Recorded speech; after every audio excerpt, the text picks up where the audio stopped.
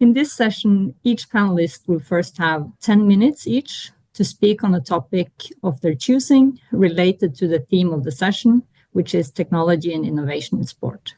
So we have 4 panelists with us today, and that means that we will have 4 presentations of approximately 10 minutes each. After the presentations, the discussions will be open to the floor. So if you would like to raise any questions, please do so after the presentations, and please raise questions using the chat feature so that you can help me to keep things as organized as possible during the discussion. So finally, I want to remind all attendees that microphones should be on mute, especially during the panelists' speaking period. So with that, I think we can just get started. So the panel theme today is technology and innovation in sport. And I think we're all aware that technological innovations in particular have always had a transformative impact across all levels of sport. And current innovations in wearable technology, in AI, and extended reality, we can observe these through, for instance, novel sports gear or data analytics and wearable tech, which impacts the margins between winning and losing in elite sport. And some of these technologies also claim to reduce the risk of long-term injury for elite athletes. At the leisure level or grassroots level, these innovations play a dual role. So they may democratize access to sport participation or reinforce existing disparities in participation. And here I think AI and virtual sports serve as prominent examples. So to shed focus on why technology and innovation are important topics in sociology of sport, and to enlighten us with insights from new research, we have invited 4 panelists with us today. And I will briefly let them introduce themselves. So John, please, would you shortly introduce yourself?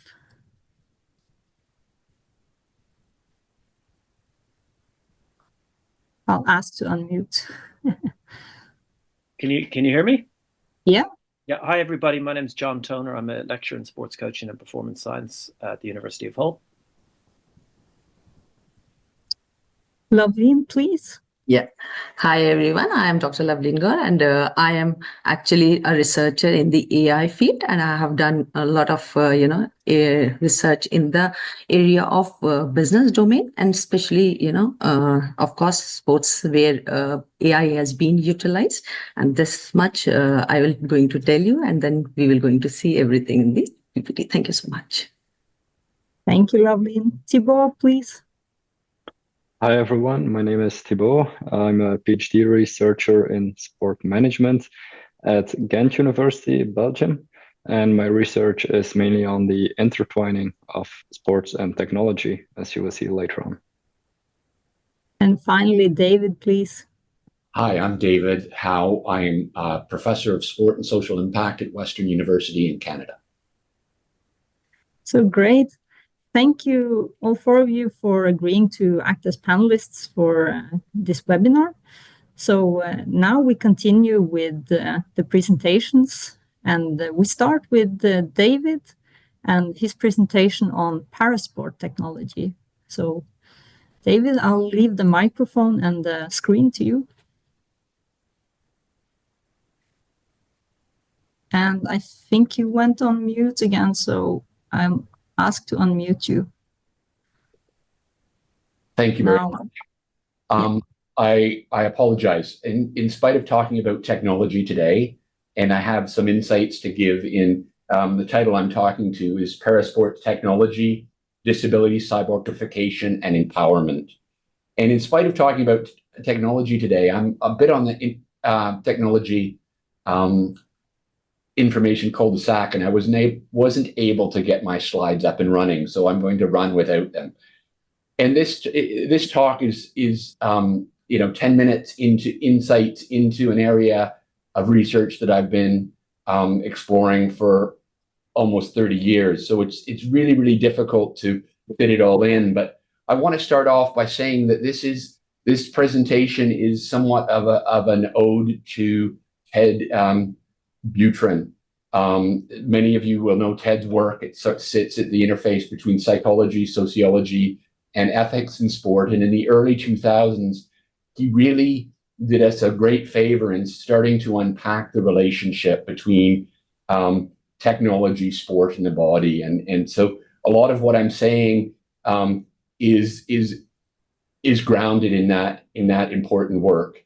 And also there was a paper that was produced in 1998 by Charles talking about technocratic ideology, the ideology that pushes forward in sport and exercise science the need for technological advancements and the significant important shifts that were going to happen. Now, this paper is over 25 years old now, but the ideas behind the shifts and movement that have occurred in the sports world and the social and cultural implications of those changes are what we're seeing today. And so specifically, I'm interested in how certain parasport athletes, particularly those that visibly engage with technology. So we are all cyborgs. It's well written, it's well understood. Donna Haraway talked about it a long time ago. We are all cyborgs. Most of us have been vaccinated with substances outside our body to keep us healthy, and we use eyeglasses, for example. And the technologies that allow us to see, that allow us to engage in sport and physical activity, if we didn't have the use of contact lenses, for example, many people wouldn't be able to participate in sport at a high level because their vision is inferior. In the context of parasport athletes, the cyborgification effect is very, very obvious. And particularly, I talk about athletes that use movement technologies. That's largely prosthetic limbs. If you think about the body of Oscar Pistorius, the infamous South African sprinter who competed at the Paralympic Games in 2004 and then made it his life's goal to compete in the Olympic Games. And also wheelchair athletes, the fusion of the human and the mechanical, the post-human body that is the body of all sports people. But it is most obvious, I believe, in the context of parasport, where people are using technologies to move around. And the technological advancements, the move from wooden legs to run on. When I was involved as a Paralympic athlete way back in the day in the mid 1980s, athletes were running on wooden legs. Towards the end of the 1980s, the carbon fiber blades that are synonymous with athletes like Pistorius became more ubiquitous for these athletes. But problems arise around issues of ableism, for example. I have argued in publications that Oscar Pistorius should never have been allowed in the Paralympic Games. And the reason I say that is that it was judged that he was more disabled than competitors that had one prosthetic leg and one human leg. We know from biomechanics in sport, it provides a real imbalance between the human leg and the biomechanic leg. The energy return in the carbon fiber blade is 96%. The energy return on the average human ankle is 65%. So you see athletes, Marcus Rim from Germany, for example, who jumps as far as Olympic long jumpers, but is not allowed in the Olympic Games because he's jumping off his artificial leg. He uses it as a catapult to send it into the sky and jumps over 8 meters and 50 centimeters, which would medal at most major able-bodied athletic championships.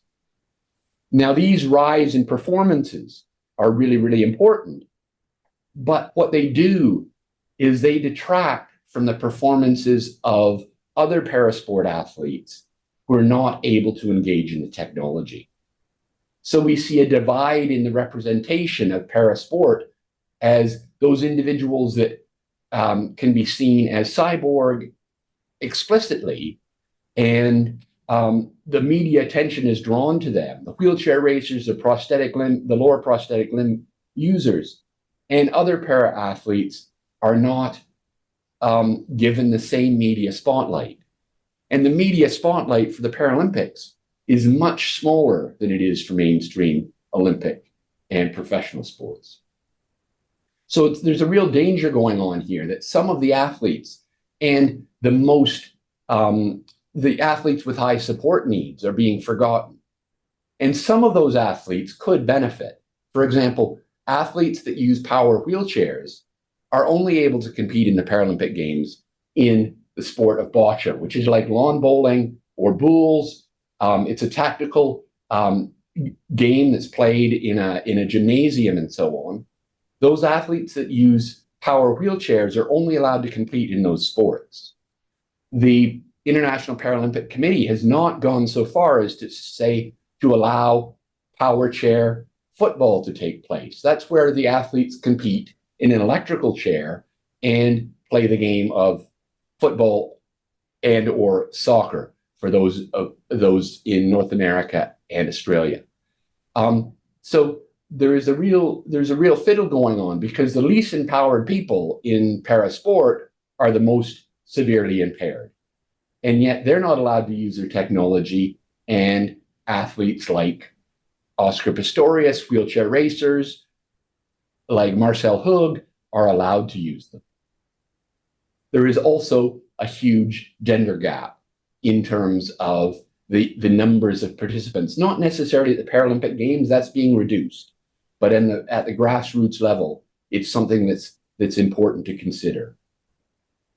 So we need to think about technology as being a vehicle for empowering people to engage in sport, but we also need to be thinking about the media lens that showcases this technology and disempowers people that aren't able to use it.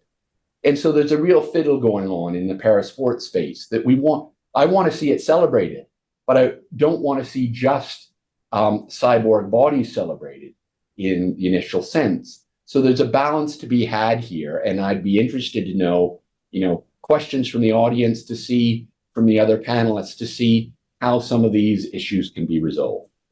Thank you very much. Thank you so much, David. Lovely start to the session. So I think we move directly on to our next speaker, Loveleen. So I'll ask you to unmute, Loveleen, and if you want to share any slides. Yeah. Is my slides visible?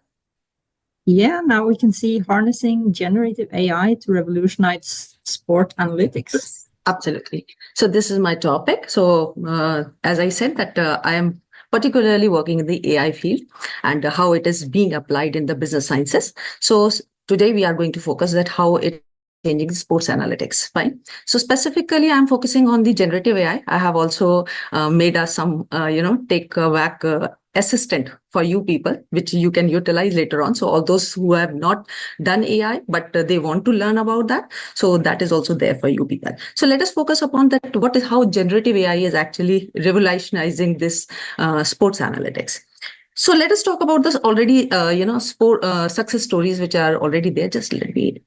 Yeah. So we have already seen all these areas where, in NBA, Toronto Raptors, already AI is being utilized in the injury prevention and the performance. Similarly, in the Premier Leagues, if we talk about Liverpool FC also, we have seen that AI is utilized for tactical analysis as well as especially for the fan engagement.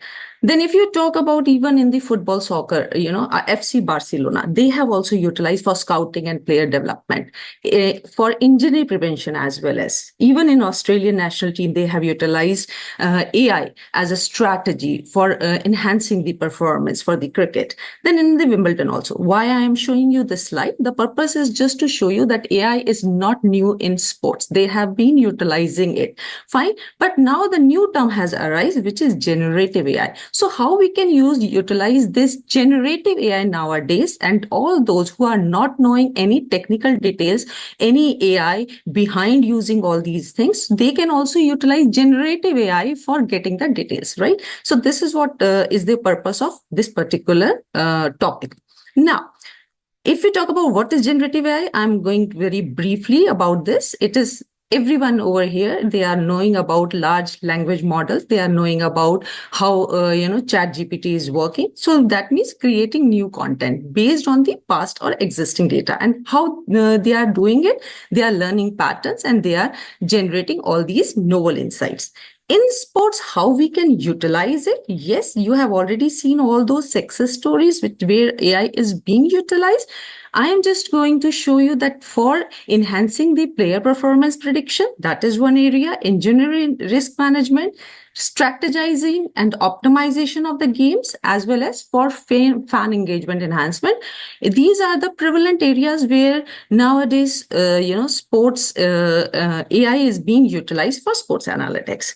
Now, how AI powered solution is transforming this thing. So as I said, first is the performance analysis. How, like, if you have the past data records of 10 years, 20 years, if you have more data, of course, the predictions are more good in that AI generative area. So of course, when we are talking about performance analysis, so detailed insights of the player movements and the strategies can be prepared. We can also predict and mitigate what are the various injury risks are there. Then real-time game strategy optimization using tactical decision making, talent scouting, identification of the promising athletes using AI-driven matrices. We can use that. Fan engagement, yes. Content and interactive experiences, how we can enhance that.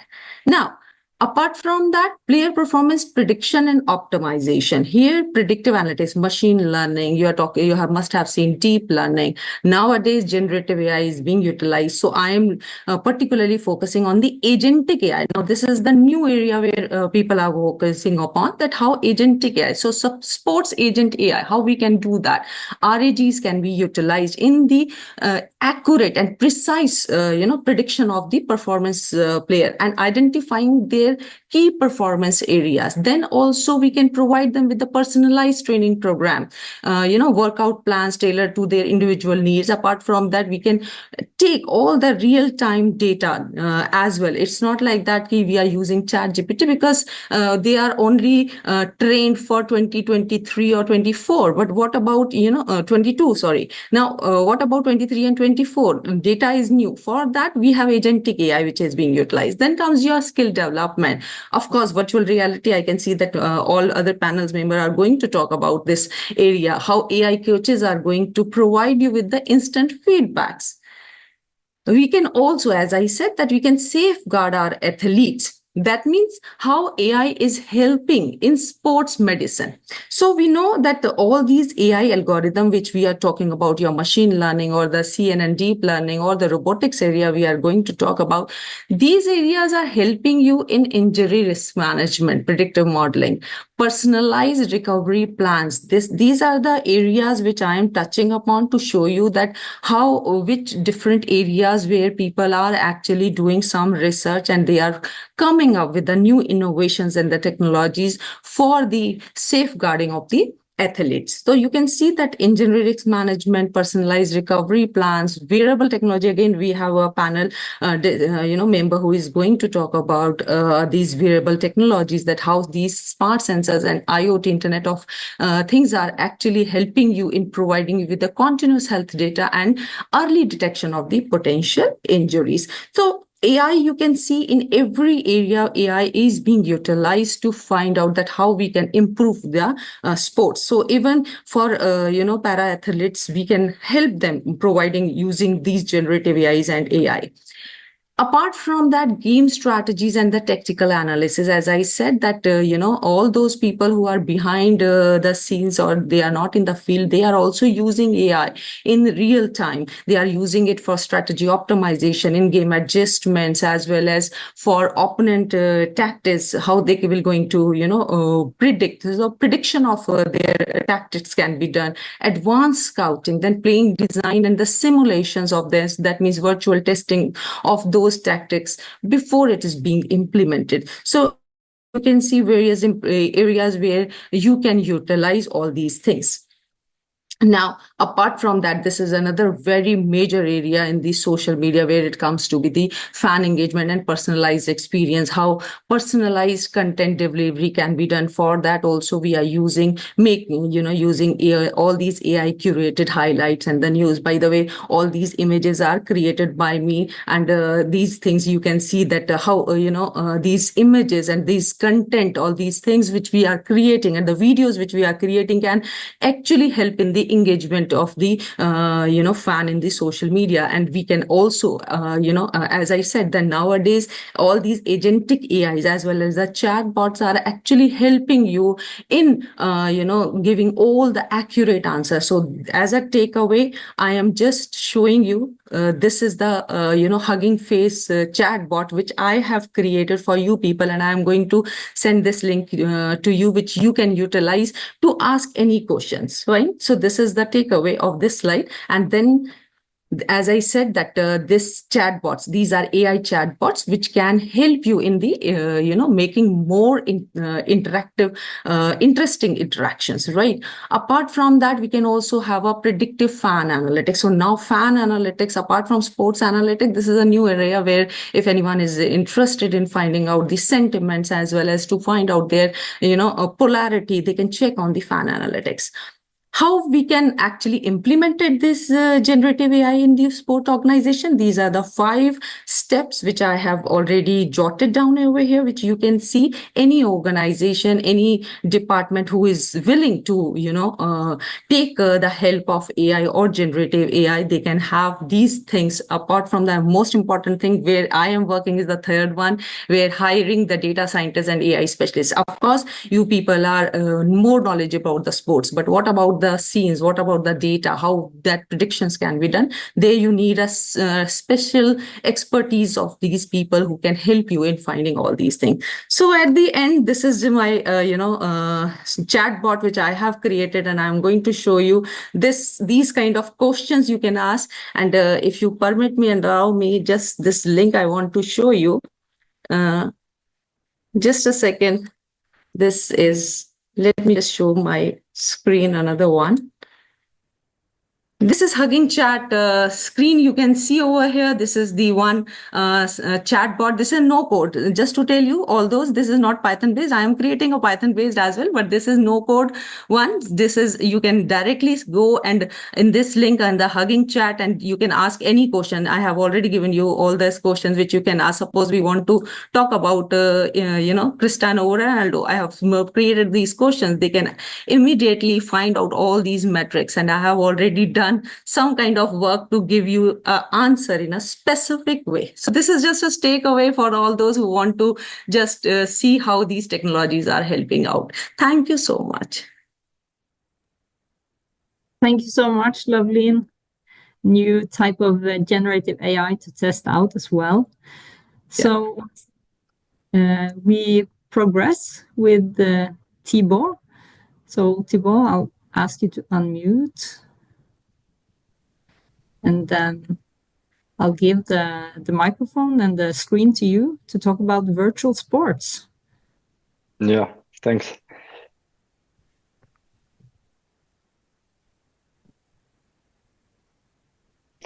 So good afternoon, everyone.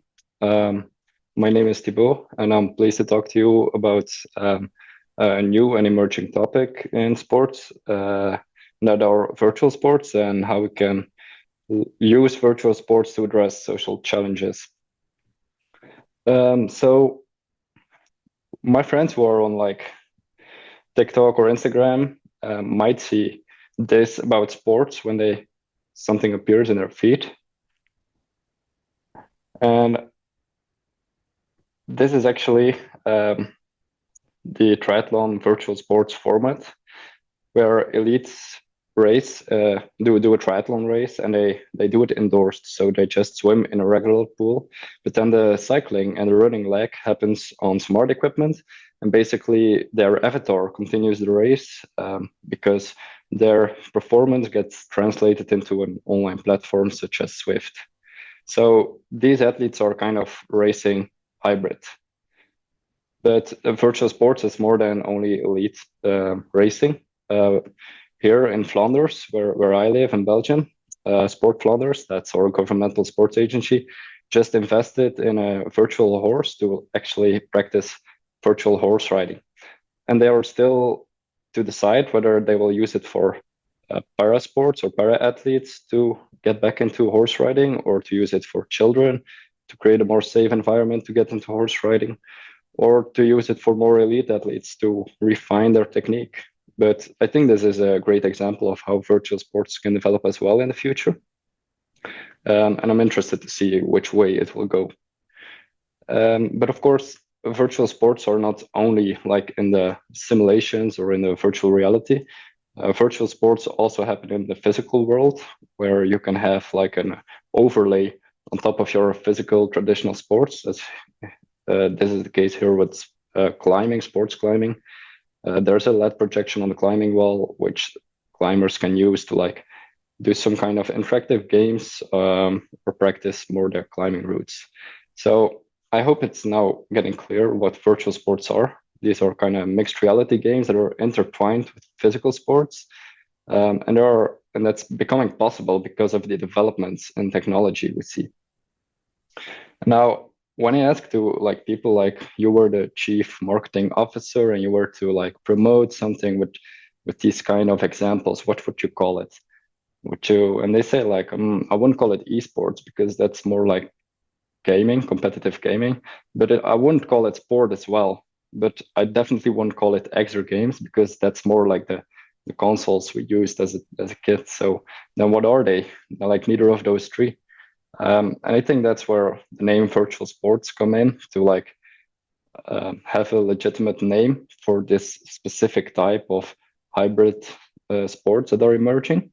And it's important to address it with the proper name to go forward and do research about it and use it, practice to gain to achieve social goals as well as a second step.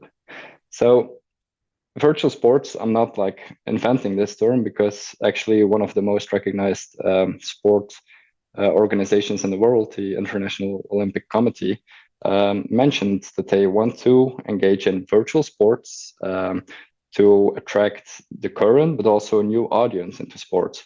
And they mentioned this in their Olympic Agenda 2025 plus 5, 2020 plus 5, and that was back in 2021. That they, for the first time, set out a goal to engage in virtual sports. A short time later, they then announced the virtual Olympic series or the Olympic virtual series, where they hosted and promoted a range of virtual sports, such as indoor rowing, indoor cycling, but also virtual regatta and Formula One racing. So my research and my PhD is actually looking into virtual sports, where virtual sports are more the recurring innovation that organizations such as community clubs, but also international federations can adopt or are interested in using. And some of the research questions I aim to answer is like, what are the potential uses of virtual sports in community sport context? What determines virtual sports adoption, and how do virtual sports become legitimized? And all of these research questions, actually, of all of these studies, have in common that they also aim to address a more implicit research question, which is how sport organizations, how can they leverage virtual sports to address sport for all and social challenges? Because the research we do at Ghent University is also aimed a lot at developing sport for all and addressing social goals with and through sports. So I will give you now 2 short examples of studies we have carried out, which are in collaboration with Anna at North University. One of the first study, we asked and surveyed sport clubs and asked them like what problems could virtual sports solve for your club, and we gave them a list of options, and out of those options, actually three factors or 3 themes occurred. That's virtual sports can be used for to create a more attractive offer for clubs. Virtual sports can be used to have a more inclusive approach for sport clubs. But the clubs they can also use it to develop the skills of members participating in sport. And the good thing is that we see that clubs have different opinions about these themes or potential uses of virtual sports. You can see here on the graph to the left and on the right, you have clubs that really believe that virtual sports is a potential innovation to use in the future to make their services more attractive or to include another audience, maybe minorities or kids into their club. But of course, you also have like sport clubs that do not really believe that this is a way forward, but that's fine as well. Like the good news is that we got some feedback from the clubs that there is some legitimate interest and potential social use in virtual sports. Second study is actually on the legitimation of virtual sports, done at the level of the UCI, so for the Cycling Federation, specifically the case for virtual cycling and how UCI legitimizes virtual cycling as a discipline in their sport. This Saturday, 2 days from now, the 2024 Cycling Esports World Championship is actually happening. So UCI is engaging with virtual cycling, and we are interested in which mechanisms they use to legitimize virtual cycling. Where we see, on a preliminary basis, because the study is still ongoing, that they have a kind of culture to let us grow and foster, but at the same time, they have also mechanisms that kind of delegitimize virtual sports, because by using or by picking up virtual sports, they tend to do more of the same and focus on elite use and elite participation in sports through virtual sports, rather than addressing potential social goals with it and do something different for once. So I think we can conclude that virtual sports is here an interesting topic, both in sport management, but also in the sociology of sport, and definitely at the intersection of both fields. So to that extent, I also came up with some potential future avenues for research that I'm very interested in to develop.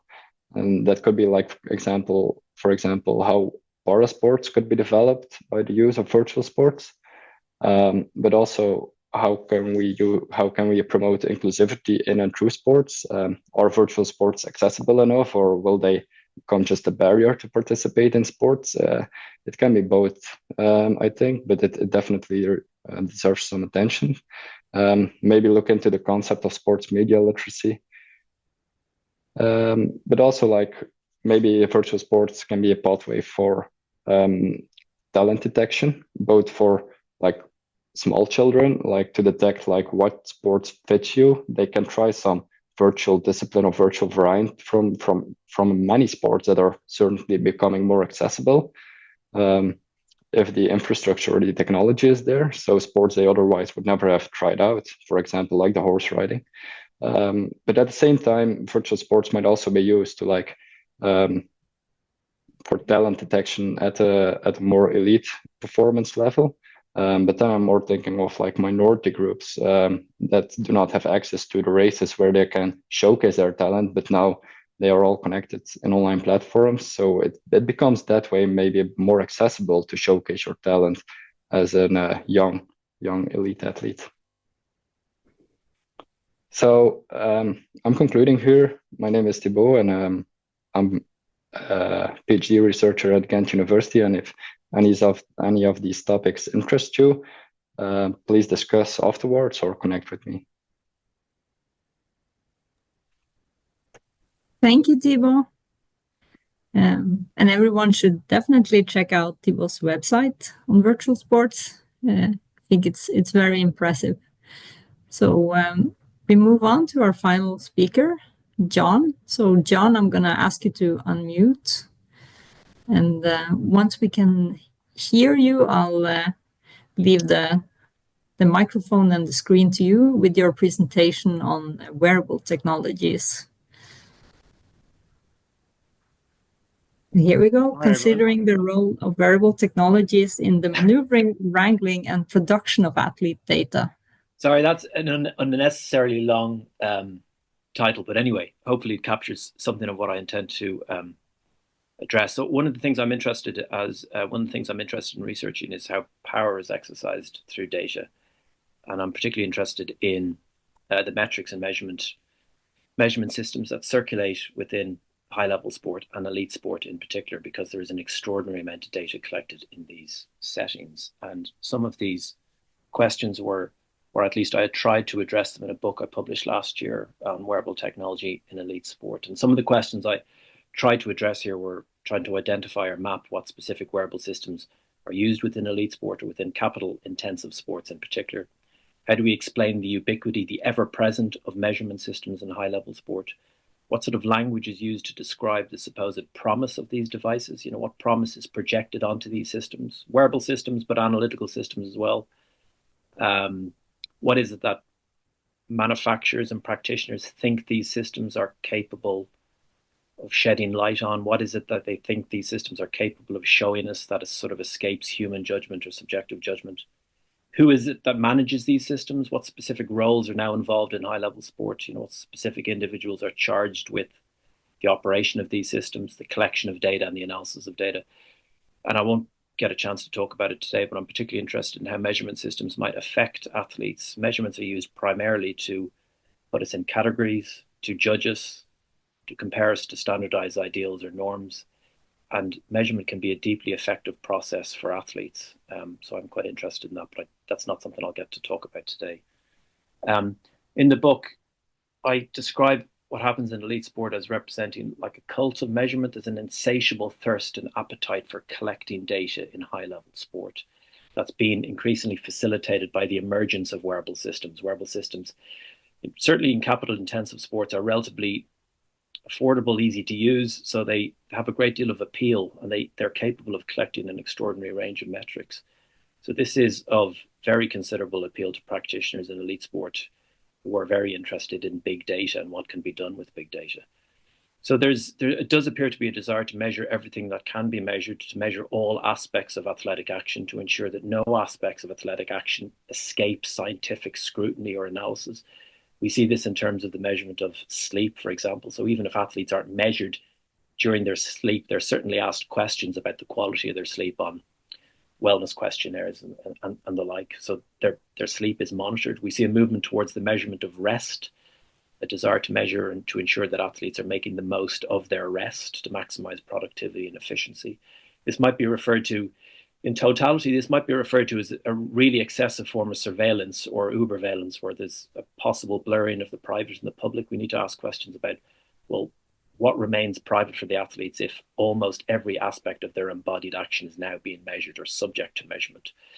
Within these elite settings, there's also an argument being made that there's certain structural and information asymmetries. So there's like an unequal distribution of data. There's certain individuals who have access to analytical systems, who have access to athlete data. And this is something that the athletes, as a rule, don't have. They don't have access to these sensing infrastructures, these analytical infrastructures. They don't know necessarily what's being done to or with their data. And I think you could argue that much of what takes place in these settings is relatively unclear or opaque. So I don't think athletes know a great deal about why their data is collected or what's done to or with their data. And this is just one example.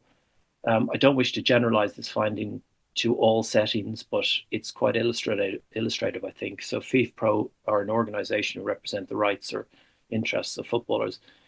And they conducted a survey exploring footballers' perceptions of how technology is used, wearable technology, and how data is collected and processed. And some of the headline findings suggested that the players are unclear as to how and why their data are collected. They expressed a general feeling that information provided about the data was not particularly sufficient, and they're not aware of whether they have right to access or oppose the processing of their data. Now, it's important to emphasize they're not opposed to data collection. They see benefit in data collection, but they don't know a great deal of why the data is being collected, where the data is being stored, how the data is being processed, how it's being analyzed. And when it's fed back to them, they don't know what's been involved in that analytical process. And analysis in elite sport is always a distinctly partial process. Practitioners make very distinct, they make a very deliberate attempt to show a certain amount of data and to hide or ensure that a certain amount of data remains invisible. And the athletes are never really informed about this. So it's not that they're opposed to data collection, they just don't know a great deal about why data is collected or what's done to the data. And interestingly, we also see evidence of practitioners who are collecting data without any specific rationale for why they're collecting the data. They don't know why they're collecting the data, but they feel a certain degree of obligation to collect as much data as they can. So there definitely seems to be this sort of an excessive level of measurement, and athletes aren't entirely sure what's done to or with their data. I think one of the reasons, and I'm not suggesting this is the only reason why the process is opaque or athletes don't understand what's going on, but there's a huge effort made in elite sport to convey the impression that the systems that are used are objective. So we see sports scientists go to great lengths to explain how objective all of the things they do with data and to data are. They go to great lengths to explain or to convince either athletes or practitioners, athletes or onlookers that what they do is objective. And this serves an important rhetorical function. One of the main ways that objectivity is increased is scientists try to create a distance between them and the method of data collection. So sometimes we get the impression that from the sports scientist perspective that the data is out there in the world waiting to be collected. And then these systems which don't contain any bias or aren't necessarily operated or there's no influence, scientists don't necessarily influence them. The technologies go out into the world and collect this data, and the technologies possess no bias. We're told that they're accurate, they're infallible, they won't make mistakes, the mistakes that might be made by a practitioner who maybe makes a subjective judgment based on what they see. And I think one of the reasons why so much effort is made to portray these systems as objective is one of the reasons is to try to increase the legitimacy of metrics and data-led practices. That seems to be one reason. But it also, I think, maintaining this distance between the scientist and the method of data collection creates the illusion that decision-making, that the decisions made about athletes are accurate and unbiased. And then if you can convince the onlooker that the systems that collect the data and the systems that analyze the data, if you can convince the onlooker that those systems are objective, then in essence, you can let the data speak for itself, and you don't need to inform the athletes what's happened or why it's happened, because you can say this data is incontrovertible, it's infallible. In essence, you can't really contest it. It tells a certain truth. And unfortunately, that seems to be a message that continues to be pushed by sports scientists, that this notion that these systems are objective. We see also, I think one of the reasons we can potentially push back against this idea that these systems are objective is that the notion of data being raw is a little bit problematic. The data don't really pre-exist their generation. They are generated by people who bring specific experiences and ideas and theories to bear on the data. So this notion of objectivity, you can probably get the sense that I'm very much opposed to this. I don't like the term objectivity. I'm very much opposed to it. I think it's deeply problematic. But this notion that these systems are objective is problematic because there's practitioners who do certain things to and with data. So, for example, practitioners, including data analysts and data engineers, two roles which are becoming increasingly prevalent in high-level sport, they do an awful lot of subjective work to clean data, to make data presentable. And it's hard to argue that this is anything other than a subjective process. And a lot of the wearable systems that are used aren't particularly accurate, or there's a certain number of factors that disrupt or hamper the quality of the data that's produced by these systems. And as a result, there's practitioners in the background who have to do a great deal of subjective work in terms of cleaning the data and making it ready for consumption, in essence. Also, we see example of data being manipulated by certain practitioners either coaches in terms of cherry picking or making subjective decisions about what specific metrics should be focused on. And sometimes these are used for political purposes in order to undermine athletes, in order to make people's working conditions seem somewhat precarious, in order to create competition. So the movement, or what is done to date, is often a deeply social process, is deeply political process influenced by people who have specific motivations. But the athletes won't necessarily know this. They don't necessarily know what's going on in the background, what's been done to and with their data. So there's a degree of cherry picking, and these practitioners have extraordinary power because they can make decisions about. There's a huge amount of there's a huge amount of data that's collected, and in essence, these practitioners can make decisions about what data to present and what data to, in essence, hide or discard. And there's very little ultimately that is objective about that process. It tends to be quite subjective. Ultimately, the information, and this hints at some of these either structural or information asymmetries and a power imbalance, in essence, between the people who have the power to collect the data and to make decisions about the data and those who are subject to measurement. And that information is ultimately acted upon by those who have access to these sensing and analytical infrastructures. And with increasing frequency now, we see a growing number of roles in elite sport, people who are charged with the management of these infrastructures, and that therefore confers upon them a great deal of power, because they can ultimately make decisions about athletes based on these systems, which we're told are incredibly sophisticated and intelligent, and they're capable of getting to or at a truth that either escapes the athlete or, say, for example, a coach.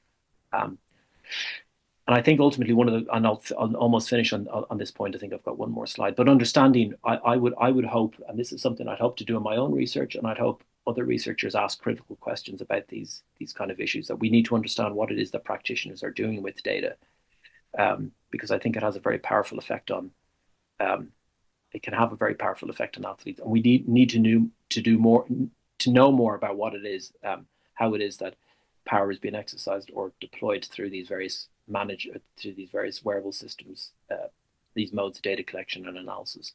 And on a final point, I would like to raise is, I think if we're thinking about some of the next steps, I think from an athlete data rights perspective, there's this idea that there needs to be a greater transparency in terms of why data is being collected, some kind of rationale provided to athletes.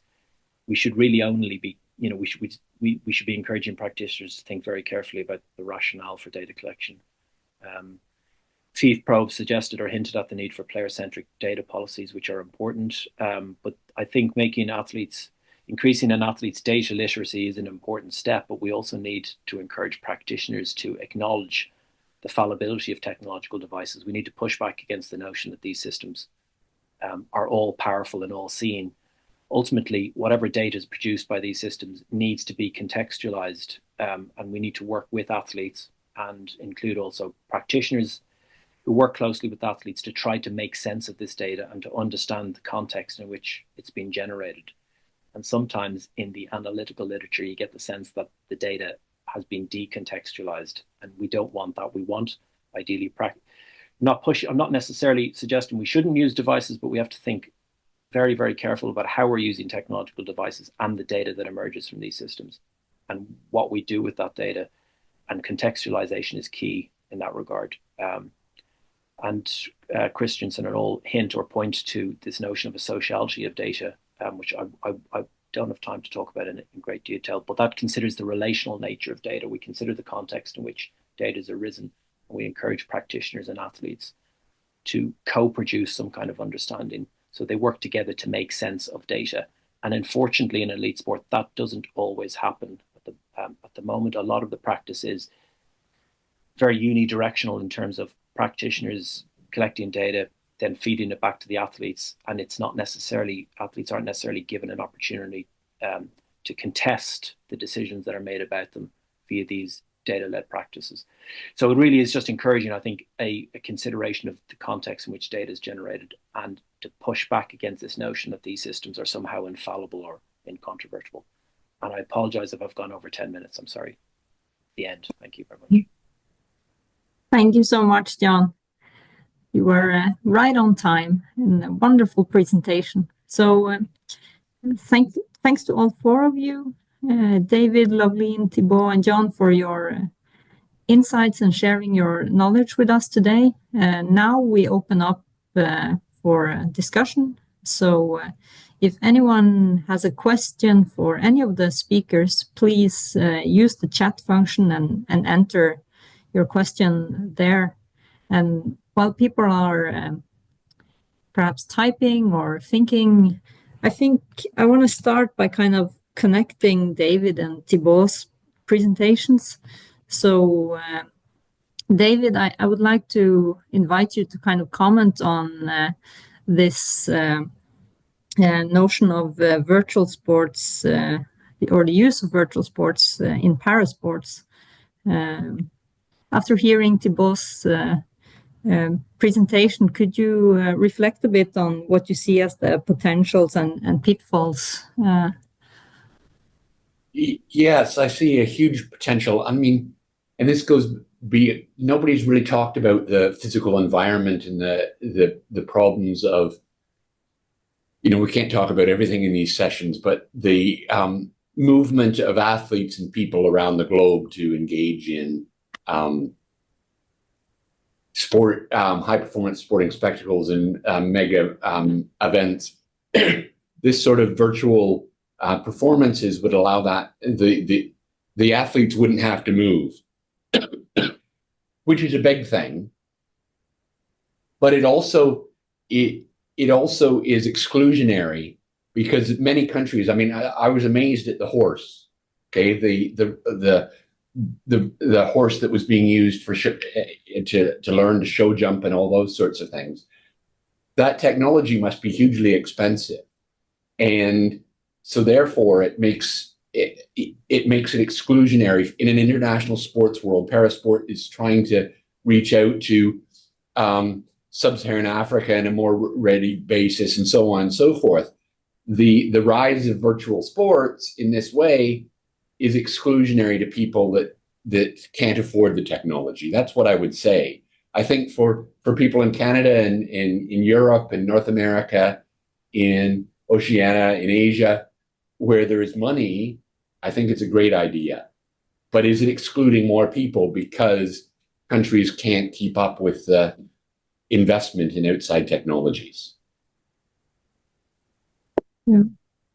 Yeah, that's a great point, David. We got a question in the chat, question for John. I see, John, that you already shortly answered it in the chat, but I'll let you answer it verbally. So the question for John about the last slide. Yeah, do you want to? Yeah. Well, Andrew was asking about that particular slide, because I think there's some mention of, if the data that goes into the systems is wrong, then some of the outputs are also wrong. And I meant to critique that idea. Yes, that I'm not suggesting there is a correct way to collect data necessarily, because that would obviously lend itself to notions of objectivity. But that is one of the arguments, I guess, that's made within the field of data science or sports science now. The idea is that, well, if the technologies evolve to such an extent that they become increasingly precise over time, then the data that goes into analytical systems, if we get that part of the processing right, then that enhances the notion that the systems are objective. But I meant to critique that, because the process still isn't objective, even if the data is supposedly clean, or the data collection follows a specific procedure, etc. So Andrew is right to point that out. I should have actually commented on that last slide. I apologize. But perhaps, Stian, you raised your hand. Do you wanna say your question verbally? I'll ask you to unmute.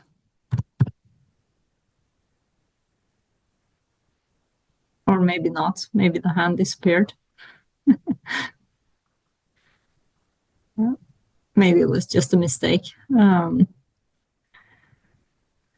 Okay, but I kind of wanted to extend on that, John, because like Andrea pointed out, if there is no right way to collect data, but you were talking about this player-centric data policy.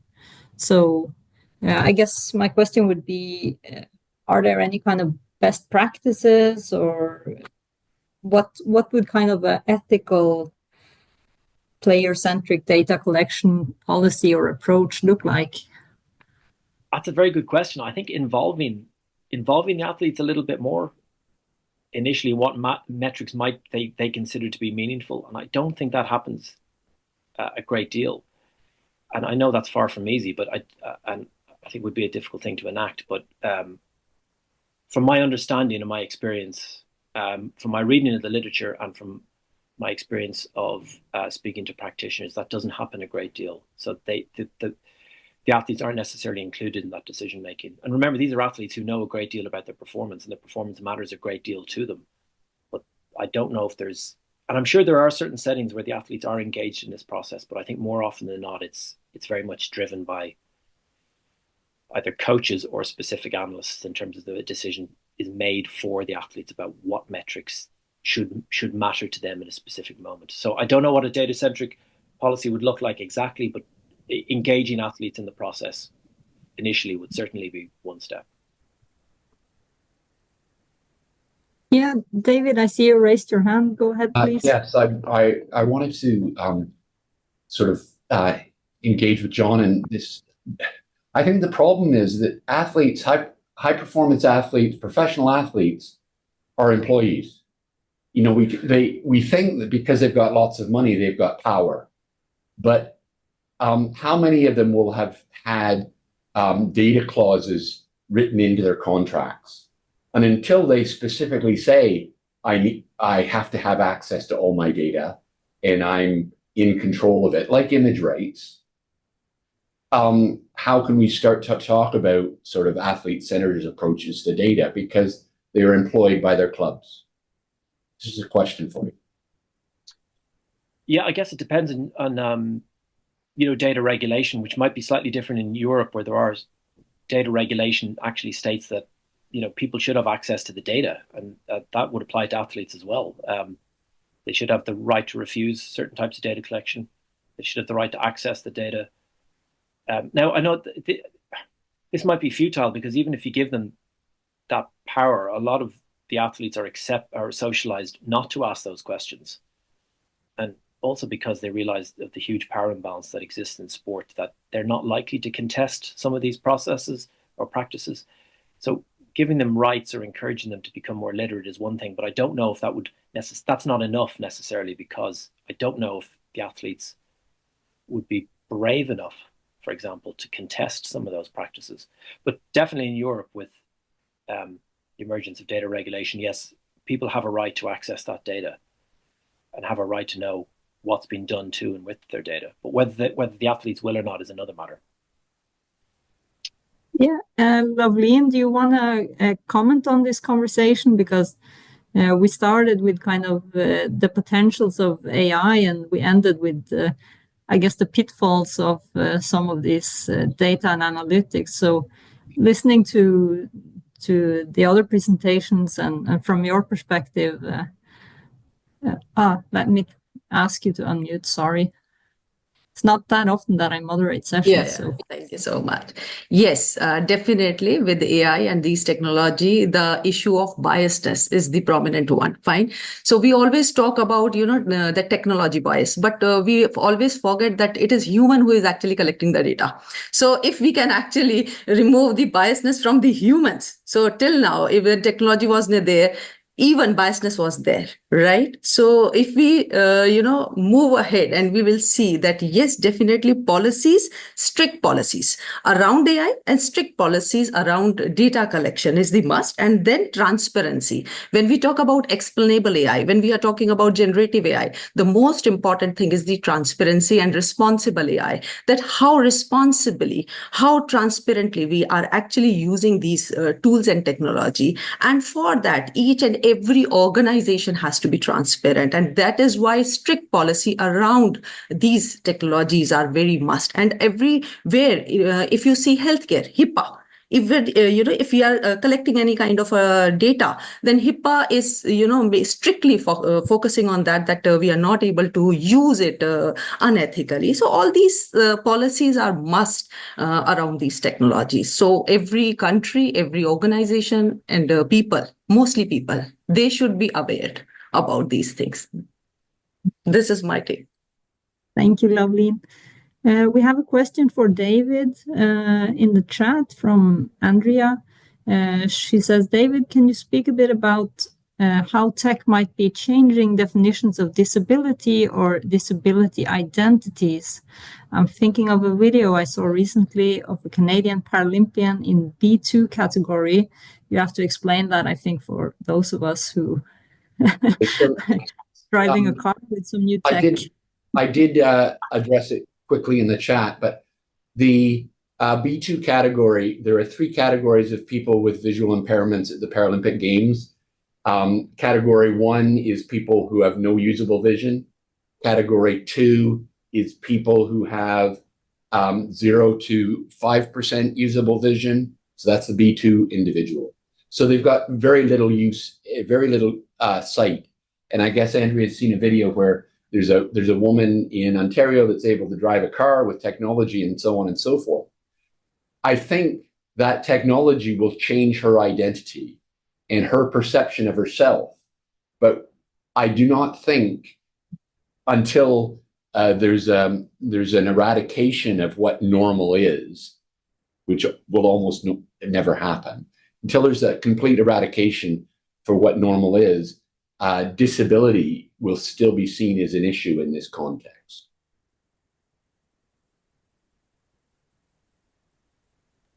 Thank you, David. I don't see any more questions in the chat. I'll let people have one last chance to think a bit while I ask a question for Thibaut. Thibaut, talking about virtual sports, I know the IOC and the UCI, they tend to kind of build this into their youth policy or their policy related to engaging youth and more youth and new groups of youth. And looking at your example with cycling and virtual cycling, could you talk a bit about the potentials of engaging youth and kind of if there are any issues with these policies today? I'm sorry, I'm going to ask you to unmute. My fault again. Yeah, thanks, Anna, for the question. Yeah, I think this points a bit towards what David said earlier, and that there might be actually a kind of paradox in that you want this to be a means for a more inclusive policy, but in fact you're kind of stimulating the opposite and creating exclusivity. So I think it's a real challenge to get youth involved, especially when they need this technology available to them. So in that sense, I was thinking more of like maybe we should consider in the future this tech as some kind of public infrastructure, as is any sports infrastructure can be built. Why wouldn't we like add these kind of equipments to the sporting infrastructure that anyone is, just to make it as accessible as possible. To address David's point, I understand, and it's often the critique that it's actually less inclusive for people, for example, in remote areas. But if you thought about it like this way, like to showcase your talent, for example, in cycling or you need to participate in races that often happen in Europe or in Belgium and France. Like that's where the pinnacle of cycling is. And if you want to grow in that sport, you have to travel to there, participate in those races. You have to even like completely go to live there for a few years if you want to pursue that dream. But if you want to, for example, now this opens, I think, opportunities that instead of investing in all these travels, finding a team and making traveling really far distances to participate, that like young people can invest once in these technologies as they become cheaper and cheaper, and that in the end, in the long run, this might outweigh the like more short-term investments they need to make to showcase themselves. So in that way, it could be more inclusive, but there's definitely a pain point to address in what these equipment will cost and how accessible it will be all over the world, as you mentioned. Thank you, Thibaut. I don't see any more questions in the chat. So unless any of our speakers have something they want to add, I'm going to end the session. So I would like to thank, of course, especially our 4 speakers, but all of you attendees and everyone for engaging in the session. It will be posted, the recording, on the ISSA website or the YouTube channel. And of course, I want to end by encouraging everyone who's not a member of ISSA to become a member, and for all of us who are members to check that you're actually an active member, that you don't need to renew your membership. So that was the final bit of commercial plug-in. So with that, I guess have a good day, have a good afternoon, or good evening, or good night, depending on where in the world you are. And I'll see you at another time.